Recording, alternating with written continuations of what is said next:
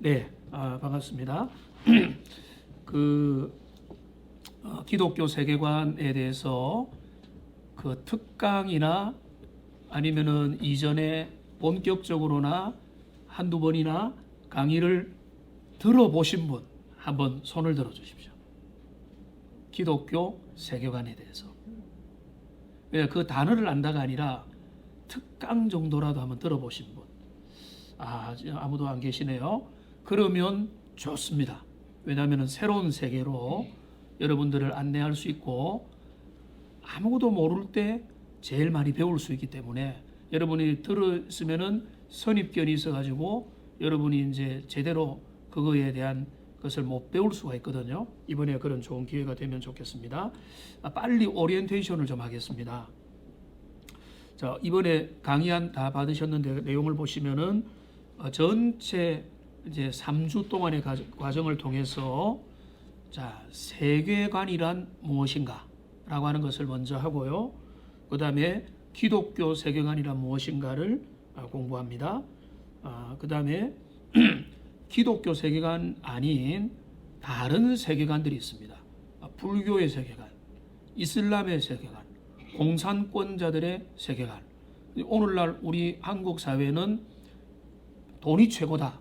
그 이제 물질주의자들이 가지고 있는 세계관이 있어요.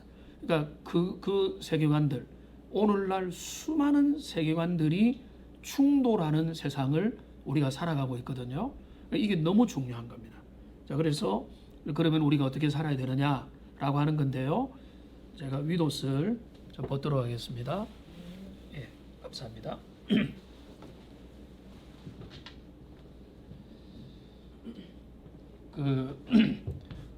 이제 세계관이라고 하는 것은 이제 세계를 바라보는 눈입니다.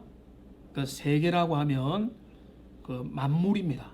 사람, 그 다음에 역사, 피조세계, 우주, 그 다음에 초월자, 그 다음에 지옥, 모든 것들에 대해서 바라보는 눈, 그게 바로 세계관입니다. 이 세계관은 자 1강이 뭔가 하면 세계관이란 무엇인가, 이 강이 기독교 세계관이란 무엇인가 이렇게 돼 있죠.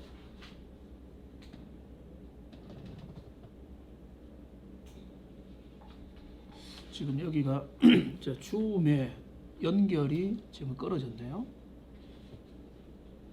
끊어졌습니다.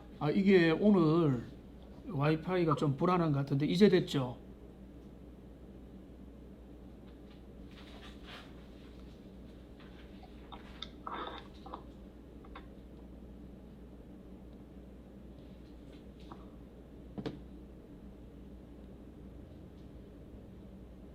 지금 제가 들리세요? 지금 목사님 소리가 안 들려요. 제 소리가 잘 안 들립니까? 안 들립니까? 죄송합니다. 이제 들리죠? 네네, 알겠습니다. 지금 네, 그러면 처음부터 다시 하겠습니다. 그래서 세계관이라는 것은 세계를 바라보는 눈인데요.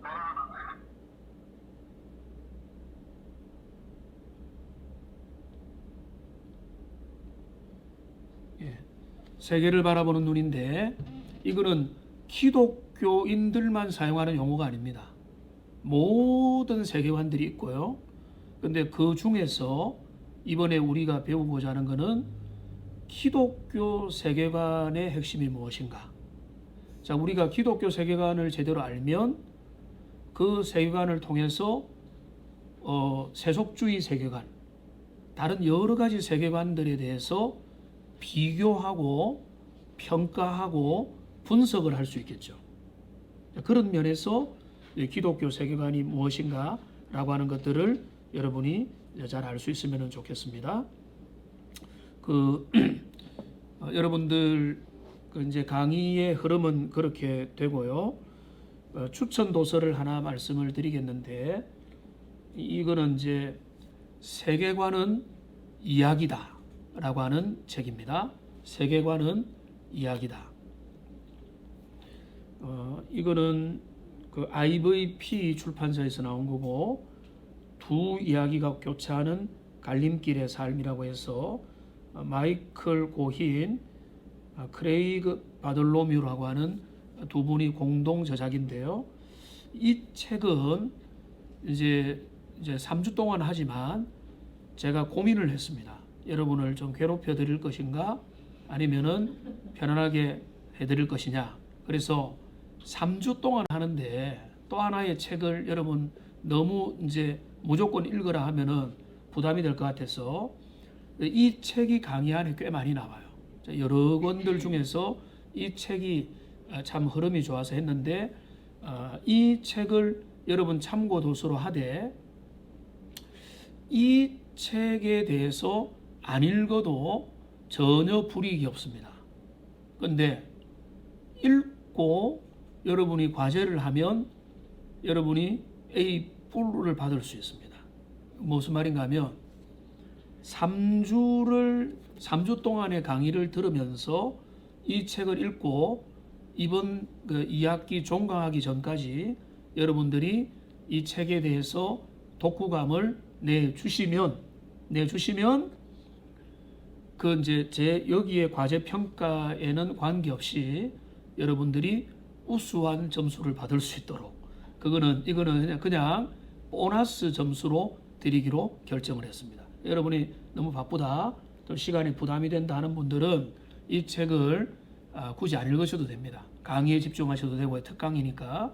그러나 여러분이 시간도 좀 있고 기독교 세계관에 대해서 배우기 원한다는 분은 이 책은 너무 쉽지 않고요, 너무 어렵지는 않습니다. 목회자가 볼 때는 무난한 책인데 여러분이 볼 때도 한번 그 정독을 해보면 꽤 괜찮을 만한 책이거든요. 이 책을 여러분 참고로 드리고, 그 다음에 이제 아드 홈즈의 기독교 세계관이라는 책도 참고하시고, 정말 쉬운 책을 하나 참고로 말씀드리는데, 신국원 교수님의 그 니고데모의 안경이라는 책이 있어요. 우리나라 책입니다. 니고데모의 안경. 이 책은 기독교 세계관에 대해서 제일 제가 볼 때는 대중적으로 기록된 책입니다.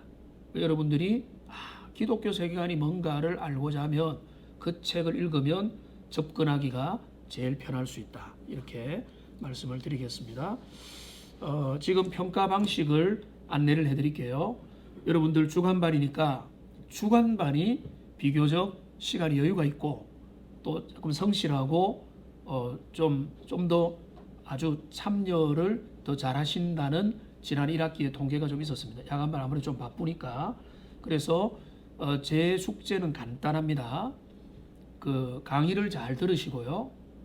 그 강의를 한 주 강의를 듣고 내가 깨달은 거를 너무 성의 없이 두세 줄 이렇게 적지 말고 A4지 절반 정도로 해서, 그런데 내용을 그대로 뺏기는 쪽으로 하지 마세요. 내가 이해한 것, 내가 소화된 것, 내가 알게 된 것, 이거를 가지고 정리해서 보내기만 하면 그 과제를 하신 거로 인정을 하겠습니다. 그렇게 하시면은 많이 부담스럽진 않죠. 그렇게 감당해 주시면은 감사하겠습니다. 예, 그 시간이 진행하다 보니까 지난 학기에 그 저녁에 했는데 엄청 바쁘더라고요. 낮에는 제가 이제 시간도 지켜드려야 되니까 빨리 진행을 하도록 하겠습니다. 오늘은 제1강 세계관이란 무엇인가 라고 하는 그런 주제입니다. 오늘날 우리는 정말로 복잡다단한 세상을 살아가고 있습니다. 그 세상의 중심에는 뭐가 있을까요? 도시화라는 게 있습니다. 저는 어렸을 때 부산에서 태어나서 부산에서 자랐는데, 부산에서 자랐지만은 개구리 잡고 서리하고 산으로 들로 돌아다니면서 살았거든요.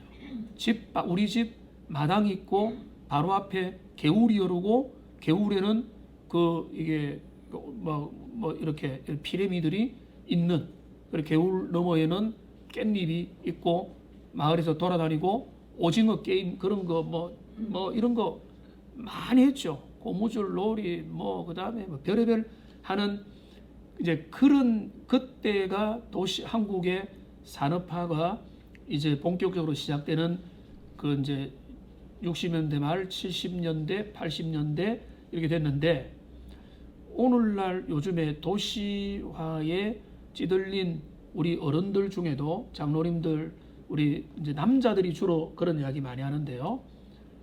제일 좋아하는 프로가 있대요. 뭐겠습니까? 나는 자연인이다. 남편들 좋아하시죠? 여성분들도 좋아할 수도 있습니다. 왜 그런가 하면 도시화에 찌들린 거예요. 근데 그게 그냥 찌들려서 거기 살고 싶다지만 우리가 원하는 세상이 아닌 겁니다. 그죠? 우리가 원하는 세상을 우리가 살아가는 게 아니고 우리가 원하지 않아도 살아가야 갈 수밖에 없는 세상을 우리가 살아가는 거예요. 그러니까 그런데 이 세상은 저도 이제 하나님의 은혜로 여러 문명, 여러 나라들을 이렇게 이제 공부도 하고 선교도 하고 여행도 하고 할 수 있는 기회들을 가졌는데요. 그런 것을 통해서 오늘날 세상에 보면은 세상은 문명도 다르고 또 이제 도시화가 진행되면서 정말로 복잡한 세상이라. 이 복잡한 세상을 제가 간단하게 몇 가지 보면은 이제 어느 순간인가 김우중 씨가 지금은 참 이렇게 실패기로 남아있지만 그분이 했던 말은 뭡니까? 세계는 넓고 할 일은 많다. 그때 이제 세계화 이야기를 했는데 오늘날은 코로나가 막았었지만은 급속하게 세계화가 이루어졌잖아요. 해외 직구 이런 것도 되고 세계화가 이루어지고 그 다음에 또 세계화가 일어난 와중에도 이제 코로나19가 2년째 온 세계를 급습해서 이걸 어떻게 볼 거냐 이런 스트레스도 있죠. 그 다음에 또 기후 문제라는 게 이거를 이제 생각하는 분들은요 엄청 심각합니다. 북극이 녹고 있어요. 근데 이거 우리의 삶과 아무 관계 없는 것 같이 여겨지잖아요. 근데 세계관이 분명한 사람은 그렇지 않다는 거예요. 지구를 보존하는 게 하나님의 백성의 중차대한 사명이다. 이렇게까지 가야 되는 거거든요. 근데 그거를 결론 내려서 자, 환경을 보존합시다. 플라스틱 아낍시다. 좀 이게 재활용 잘합시다. 이게 과연 신앙인가? 이거는 환경운동 아닌가? 이렇게 이제 갈 수 있다고. 자, 그러니까 이 환경 문제, 기후 변화 문제, 그 다음에 동성애 문제. 제가 어렸을 때 이제 서구의 선진국이 동성애를 합법했다 가지고 난리다. 이런 게 말이 되냐 하면은 어른들이 비웃었어요. 남의 일로 여겼단 말이에요. 근데 오늘날 어느 순간에 우리나라에도 이런 동성애가 제가 한 번씩 이제 여러 가지 우리나라에서 만든 예전에 개그 콘서트나 이런 걸 보면요. 동성애 코드가 상당히 많이 들어와 있어요. 영화든 드라마든 어떤 문화든 이런 것들 속에서 동성애 문제가 동성애 맞다라고 인정하는 사람을 찾아보긴 어렵지만은 이 동성애를 바라보는 성경적 시각이 뭐냐가 정리가 안 돼 있으면은 그 문화는 따로 즐겨버린다는 거예요. 우리의 자녀들도 마찬가지예요. 그러니까 이런 것들, 그 다음에 동성 결혼 문제, 낙태 문제, 혼전 순결 문제, 차별금지법. 오늘날 차별금지법은 얼마나 이게 화두가 되어 있습니까? 복잡한 이야기 하지 않겠습니다. 그 다음에 최근에 아프가니스탄 사태가 일어나서 정말로 대량 난민들이 발생했고 미국이 거기에 개입해서 좀 도우다가 갑자기 철군을 하면서 멘붕 상태에 이르게 된 거예요. 그러니까 미군을 통해서 자유와 여러 가지 개방이 됐던 그 사람이 부르카와 차도로와 그 뭐 여러 가지를 다 벗어 던졌었는데 지금은 이제 그런 것들을 다시 해야 되니까 막 거리로 나서면서 이 아프가니스탄 사태. 자, 그 다음에 이거를 좀 더 연결하면은 이번에 우리나라가 좀 달라진 게 있는데 그 아프가니스탄에 그 대한민국을 돕다가 지금 갑자기 어려운 상태에 있는 사람들 우리나라가 받아들였어요. 근데 이거는 우리나라가 원래 중동인들과 외국인들을 바라보는 시선이 상당히 이중적입니다. 맞죠? 그러니까 외국인들을 바라볼 때에 백인들은 무조건 옹호하고 흑인과 제3국 사람들에 보면은 우리가 비하를 해요. 그런데 제가 미국 가서 느낀 한국 사람이 누구를 비하하는지 아세요? 멕시칸과 흑인을 비하를 합니다. 백인을 향해서는 동경하고. 그러니까 이게 제가 볼 때는 성경적인 시각이 아니라는 거예요. 자, 거기에 우리 민족이 어떤 민족인데, 우리 혈통이 어떻게 고유 민족인데, 이런 논쟁이 있다는 거 잘 알아요. 근데 그런 것들을 이야기할 때는 성경을 잠시 덮어버리는 거예요. 기독교 세계관, 성경적인 세계를 바라보는 통일된 눈으로 모든 것들을 바라보지를 않아요. 어떤 문제가 되면은 이념이 작동해요. 어떤 문제가 되면은 정치가 작동하고 어떤 문제가 되면은 내가 자라왔던 생활의 습관과 나의 어떤 관습들이 작동을 하는 거예요. 우리가 배운 게 뭡니까? 우리의 사고와 우리의 가치관과 우리의 판단에 작동하는 제1의 원리와 유일한 원리는 뭐죠? 뭐죠? 성경이잖아요. 그리고 성경이 말하는 일관된 사상이잖아요.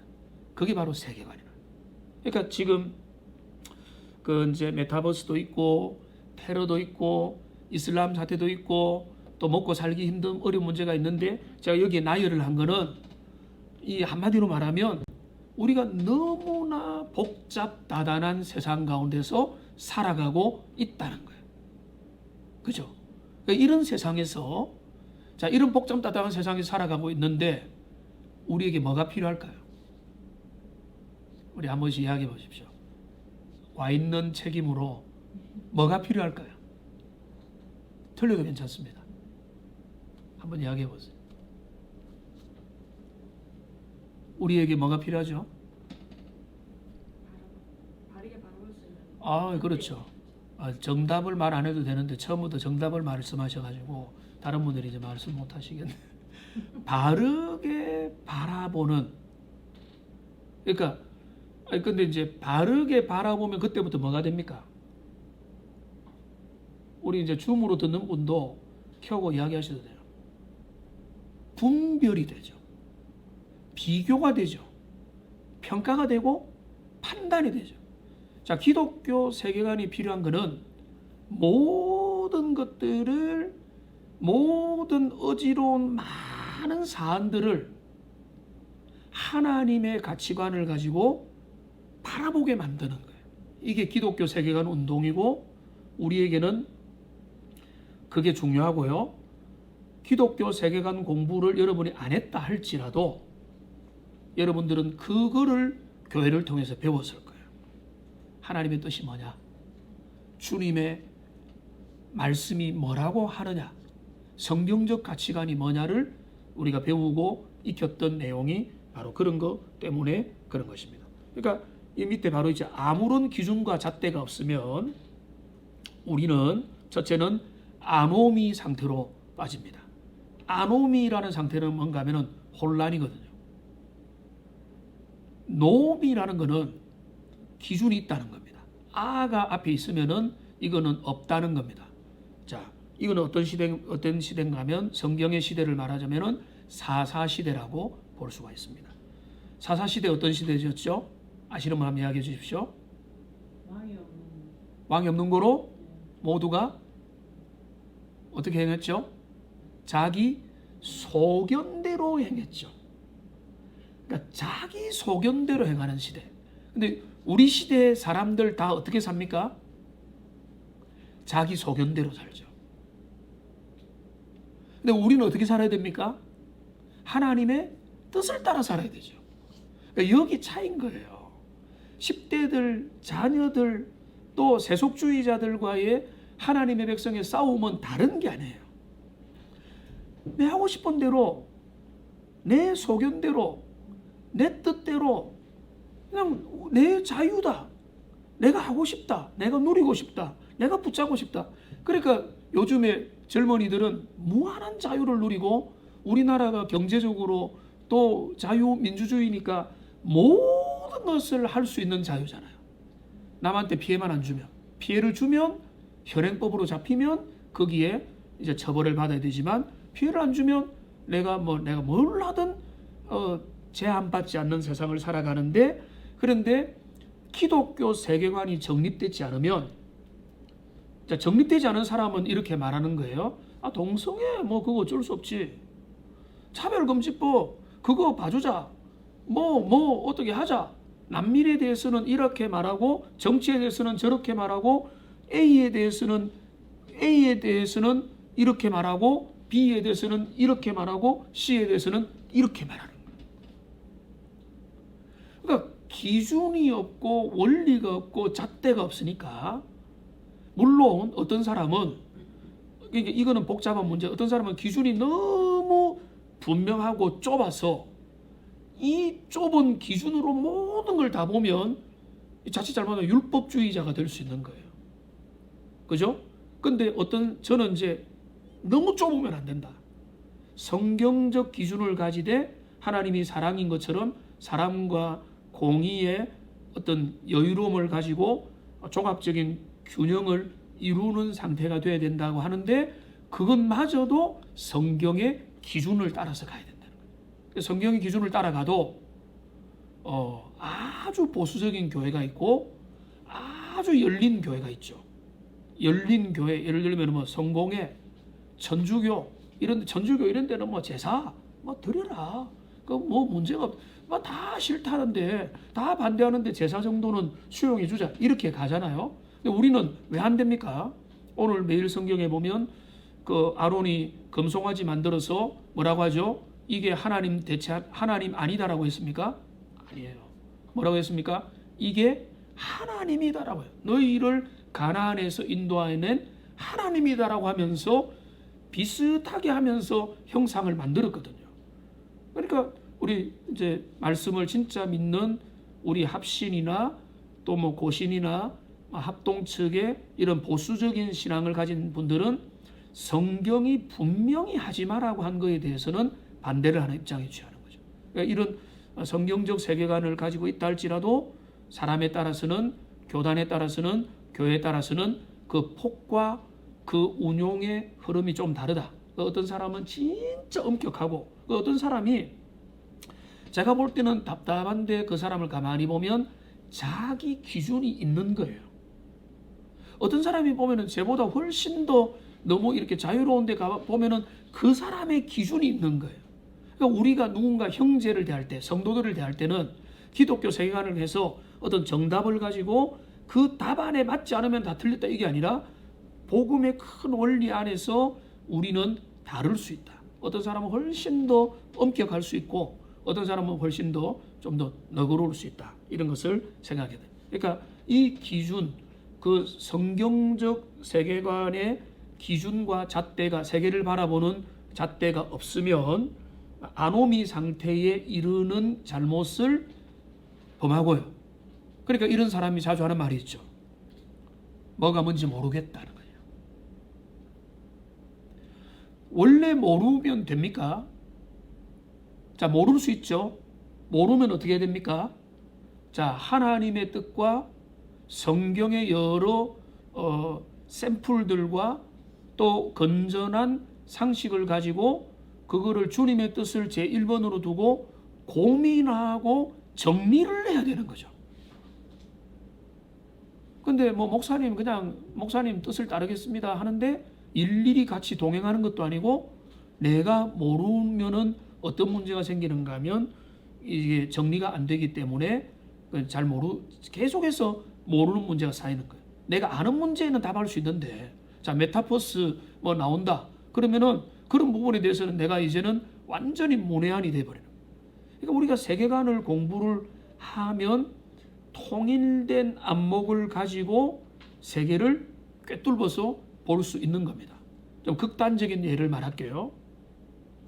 저는 그런 이념 교육을 받을 기회조차 없었는데, 우리나라가, 제가 대학 학번으로 하면은 87학번이거든요. 1987년도에 대학 1학년에 이제 들어갔는데, 그 시대가 민주화 운동이 엄청 활발했던 때면서 그 시대 전후로 하면서 우리나라에 엄청난 그 사상 교육들이 있었습니다. 이념화 공부들이, 저는 신학교를 다니니까 그런 거와 관계없었는데, 이념화 공부가 대학에 들어가면 그 서클 들어가고 광주 사태 그 비디오 보여주고 그 비디오 보여주고 했던 이념화 교육을 했는데, 제가 말하려고 했던 게 뭔가, 하고자 하는 게 뭔가 하면, 거기에 한번 그게 이제 잘못될 확률이 엄청 높죠. 그러나 거기에 세뇌가 되면 어떤 일이 일어납니까? 목숨 걸죠. 분실하고 항의하고 자기의 인생을 거기에 쓰죠. 자, 그래서 세뇌화되는 거. 머리가 이제 고등학교 때까지 전혀 무방비 상태로 뭔지도 모르고 살았던 사람들이 머릿속에 어떤 하나의 일관된 사회주의 아니면은 공산주의, 어떤 그 이제 사회주의겠죠. 그 계급 차별론이겠죠. 결국은 부르조아와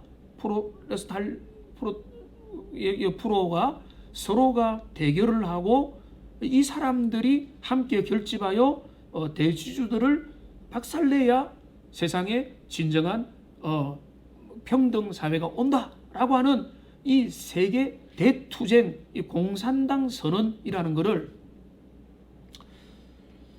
그들이 이념화를 했던 겁니다. 제가 오늘 거기에 비판을 하거나 거기에 대해서 뭐 하는 게 아니라 일종의 그게 세계관이라는 거예요. 무슨 말인지 알겠죠?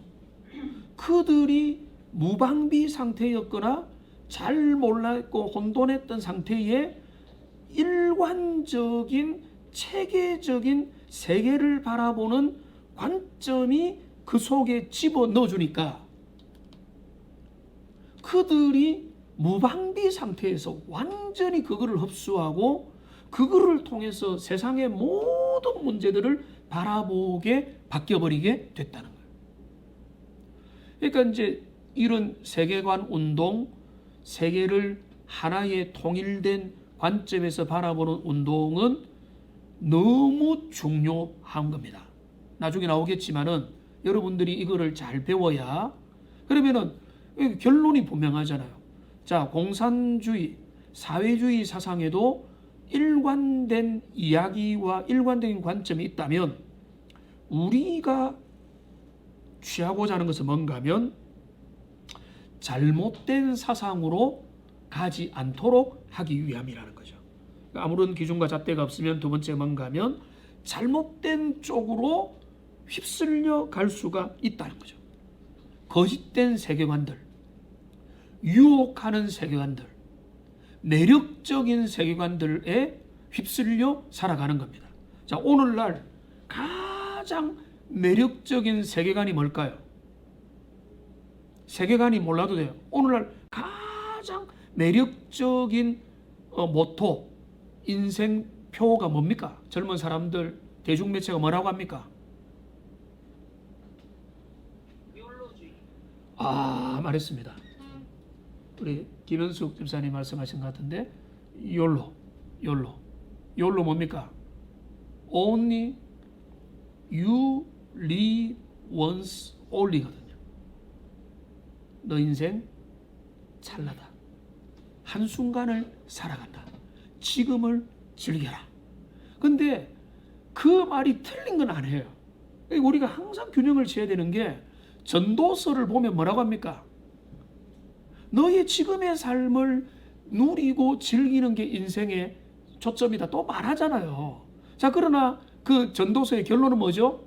그러나 너의 심판자가 있음을 기억하라. 이 욜로주의로 끝까지 가면 안 된다는 거예요. 그 욜로주의가 대변하는 게 그 나이키의 심벌이죠. 나이키가 또 뭐라고 합니까? Just do it. Just do it. 뭡니까? 그냥 하라는 거예요. 하고 싶은 거 생각하지 말고 다른 사람, 교회, 공동체, 남 눈치를 보는 거는 저도 반대인데 이런 거 전체 생각하지 말고 그냥 알아. 이게 우리 세계관이거든요. 그러니까 이런 잘못된 세계관이라고 하니까 이런 뭐 공산주의나 무신론 사상이나 뭐 불교나 뭐 이런 좀 진짜 잘못된 세계관만 하는 게 아니라 매력적인 세계관이 우리 시대에 나타나 있다는 거죠. 이게 좀 이제 강의를 하다 보면 자꾸 길어지는데, 그 이제 지금 우리나라가 전 세계의 히트를 이제 센세이션을 일으키는 게 뭡니까? 오징어 게임이잖아요. 보신 분? 그 화제작은 봐도 괜찮습니다. 저도 봤습니다. 근데 좀 폭력적이죠. 근데 오징어 게임을 바라는 게 주제가 아니에요. 오징어 게임. 그 다음에 작년입니까? 재작년입니까? 기생충. 그 다음에 이제 미국에서 이제 기반으로 이민했던 미나리. 오징어 게임과 기생충을 아우르는 그게 왜 세계 인기를 끌었는가 하면 여기에 씁쓸한 현실주의가 있어요. 기생충과 오징어 게임은 극한 경쟁 사회에서 견디지 못하는 사람들의 슬픈 이야기가 여기 담겨져 있어요. 그러니까 이거가 우리나라 신난다, 세계 문화 강국이다 이런 게 하는데 세계가 왜 여기에 그렇게까지 주목을 하는가 하면 그 내면에 흐르는 코드는 우리나라가 이만큼 지금 심각한 질병을 안고 있다는 것에 대한 진단이에요. 이거 문화 강국이다 무조건 자랑만 할 게 아니에요.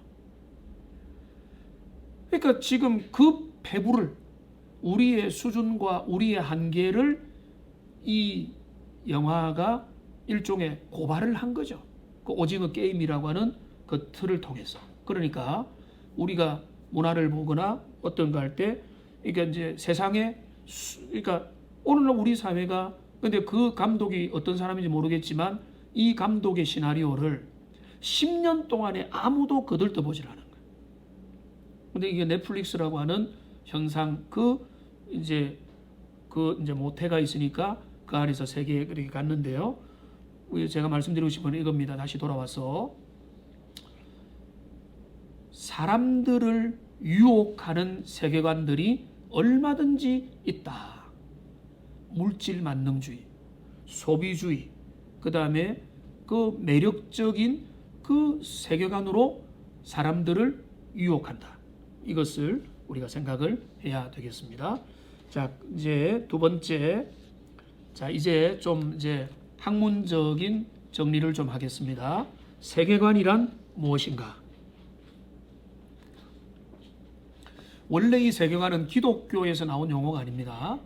유럽의 철학에서부터 철학적인 사고를 하면서부터 출발을 했는데요.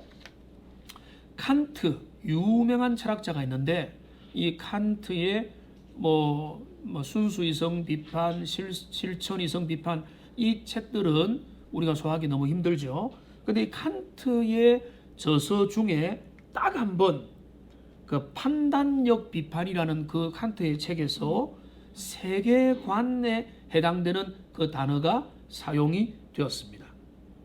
그러면서 이제 19세기 말이 되면 이제는 유럽의 대학들 그리고 철학자들이 그리고 이제 강단에서 강의를 할 때 세계를 보는 단일한 눈이라는 그런 관점이라는 게 유럽의 그 이제 그 학문의 영역에서 하나의 고유한 명사로 자리매김을 하게 된 것입니다. 자, 그래서 이제 세계관은 그 국어적인 뜻은 제가 미리 말씀을 드렸습니다. 세계를 바라보는 창문, 세계를 바라보는 관점, 세계를 보는 눈, 그게 바로 세계관인 것입니다. 제임스 사이어, 여러분 저를 도와줄 겸해서 그 사이어의 이 말이 세계관에 대한 유명한 정의거든요. 천천히 우리 5분 여기 계시고 또 거기에서 여러분 졸립지 않도록 하기 위해서 한번 읽어주시면 좋겠습니다. 시작.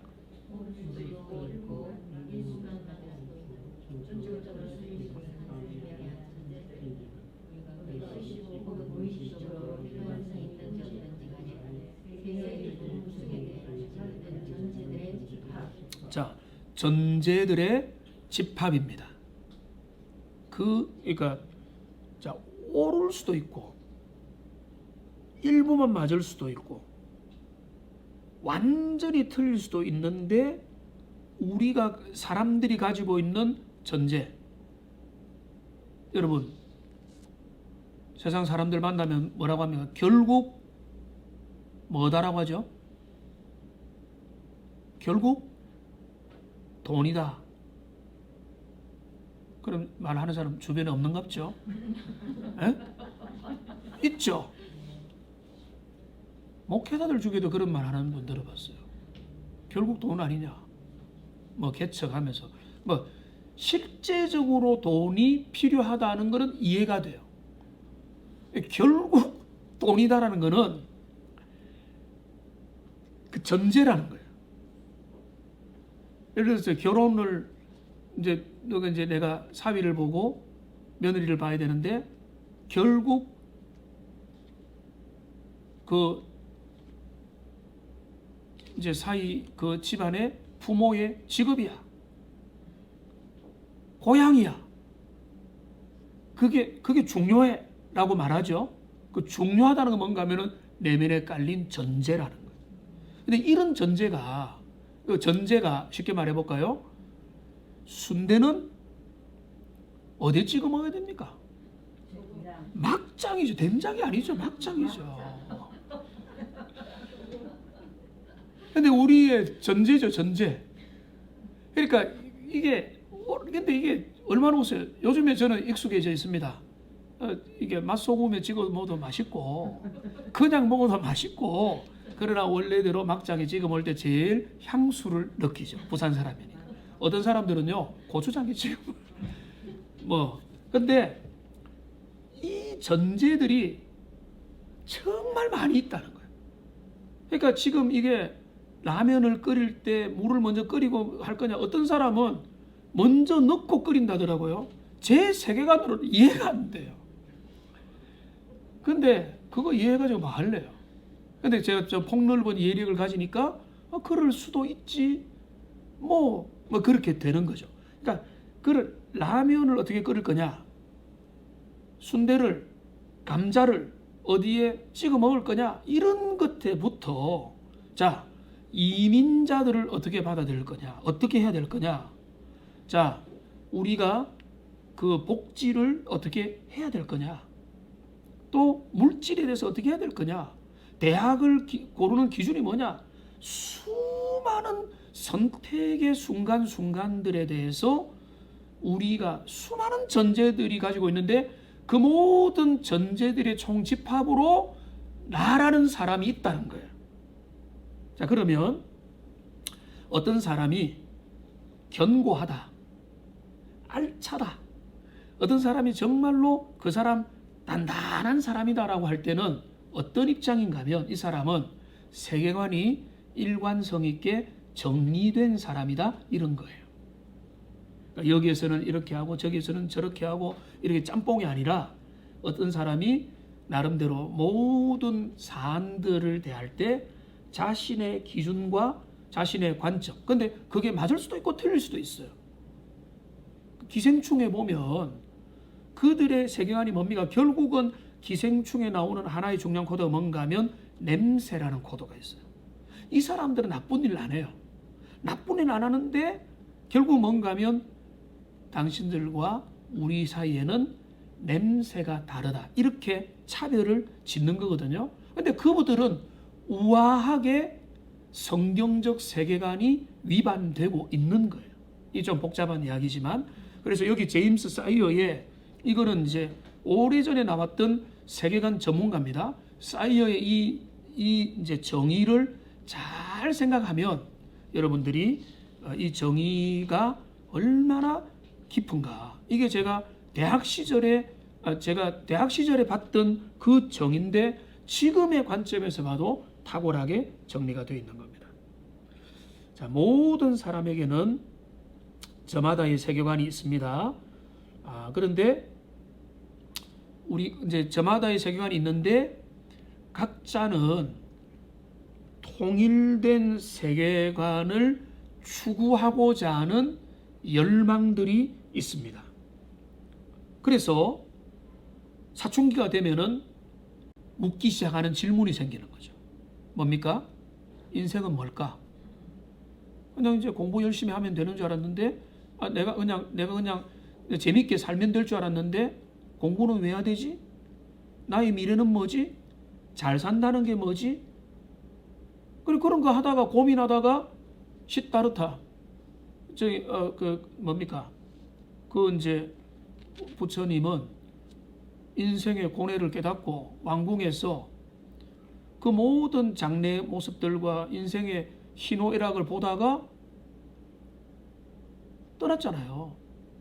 그러면서 그 고뇌하는 끝에 고뇌의 해답을 찾기 위해서 밖으로 나갔다는 겁니다.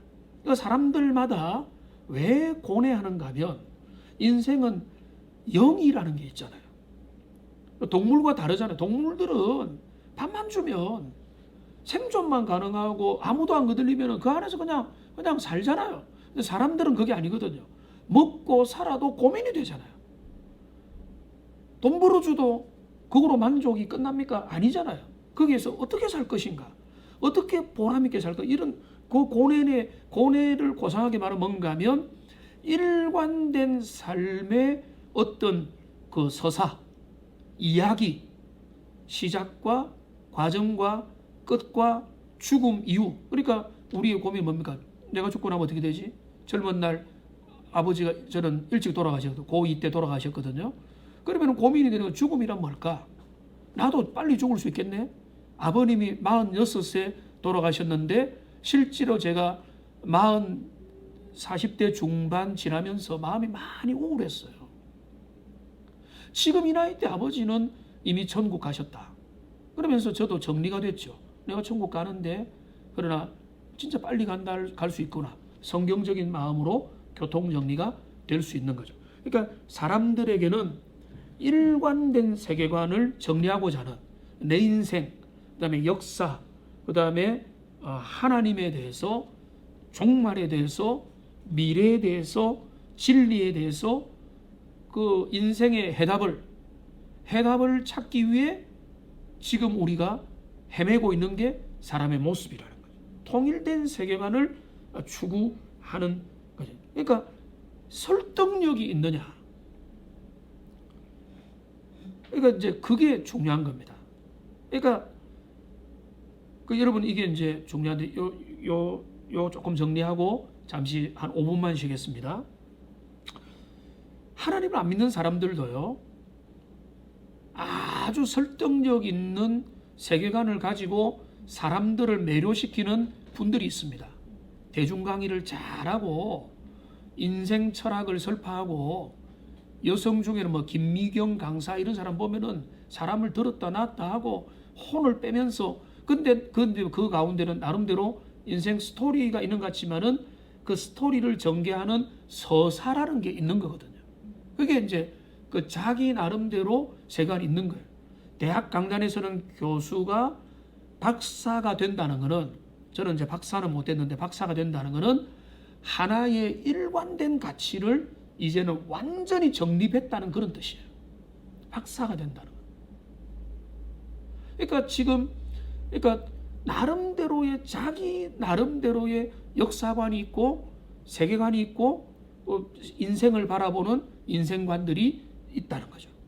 근데 이제 그게 점점 낮아지고 시장터에 가게 되면 그 소위 뭐가 되는가 하면은 개똥철학이 되는 거죠. 그러니까 말도 안 되는 이야기. 근데 말도 안 될 수도 있고, 근데 가만히 들어보면은 그것이 진짜 중요한 진리의 한 부분이 될 수도 있는 거예요. 근데 이 전제들이니까.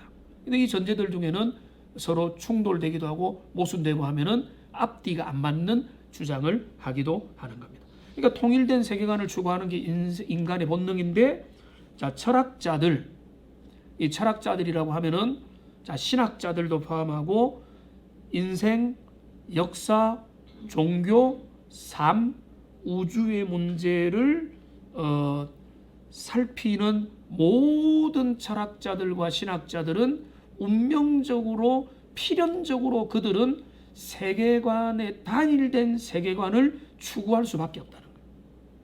그러니까 보이는 모든 만물과 세상의 질서들에 대해서 자, 그러면은 그 모든 것들을 어떻게 질서 있게 바라볼 수 있는가를 볼 수가 있어야 된다. 그러니까 하나의 현대를 장악하는 강력한 세계관 중에 하나가 뭔가 하면 과학 만능주의 세계관이거든요. 그러니까 현대 과학을 예를 들어 보면은 과학의 이론 중에 하나가 뭔가 하면 빅뱅 이론입니다. 그죠? 태초에 대폭발이 있었다. 빅뱅을 통해서 우주가 만들어졌고, 우주 만들어진 곳 속에 지구가 형성되었고, 지구에 인간이 출현됐고, 진화론을 통해서 수억만 년을 통해서 현대의 모습을 갖추게 되었다. 여러분, 이거 하나의 서사예요. 그죠?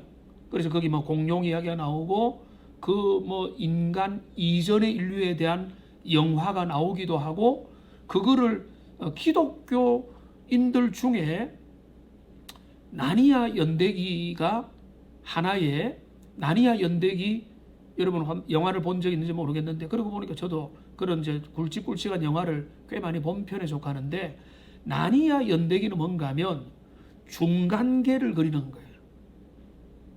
그러니까 인류가 생기기 전에 또 다른 어떤 세계가 있었을 거라고 하는 생각을 가지고 그 전개되는 작품이에요. 그리고 나니아 연대기가 인상적인 거는, 그거는 뭔가 하면 그 주인공이 옷장 안에 문을 열고 딱 들어가는 순간에 인간이 경험할 수 없는 초월의 세계로 들어가요. 그게 나니아 세계예요. 나니아 왕국 이야기입니다. 자, 그런데 이게 너무 복잡한 이야기인데, 지금 중요한 건 뭔가 하면 오늘날 모든 과학자, 대부분의 과학자들이 시도하는 게 대서사 스토리를 그려낸 거예요.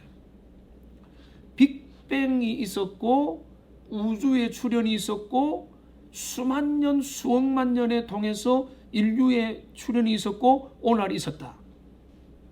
여러분, 이 이론을 저는 전제부터 다시 돌아가면 과학자들은 할 말이 없어져요. 빅뱅을 과학적으로 증명하냐? 자, 그들은 결국은 뭔가 하면요, 과학도 결국은 뭔지 아세요? 신념입니다.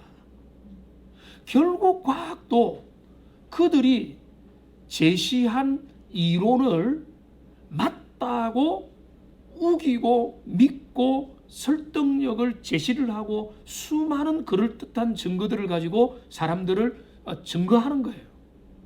그러니까 결국은 과학자들도 그 모든 것들의 대서사를 짜서 이 속에 인간의 모든 현상들을 집어넣고 있기 때문에 우리는 이 어마어마한 복잡다단한 세상 가운데 살면서 뭐가 뭔지 모르겠다 하는 게 당연하죠.